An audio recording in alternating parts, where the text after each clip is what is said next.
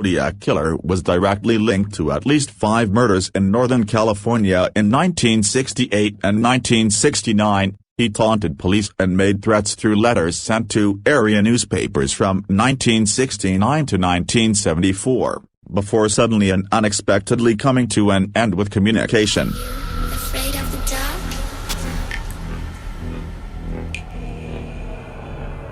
Are you scared? On December 20, 1968, in Benicia, California, 17-year-old David Faraday and 16-year-old Betty Lou Jensen were shot while parked on a lover's lane during their first date. Less than 7 months later, in the early morning hours of July 5, 1969, Darlene Ferrin, 22, and Mike Maja, 19, were shot multiple times while sitting in Ferrin's car at the Blue Rock Springs Golf Club in Vallejo, California. Ferrin was killed, but Maja survived the wounds to his jaw, shoulder and leg.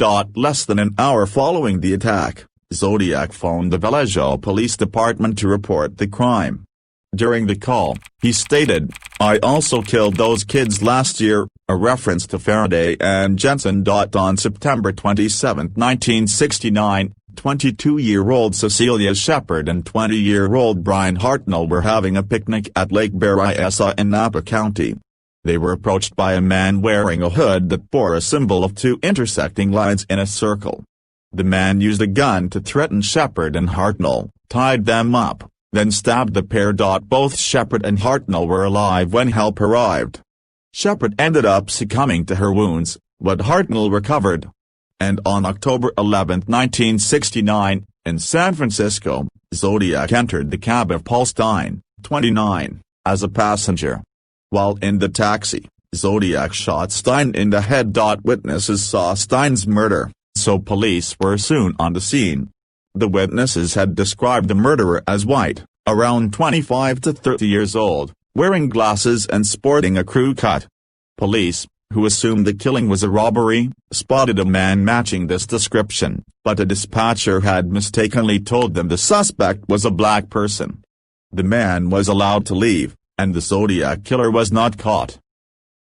On August 1, 1969, the San Francisco Examiner, San Francisco Chronicle and Vallejo Times-Herald each received an identical handwritten letter in an envelope without a return address.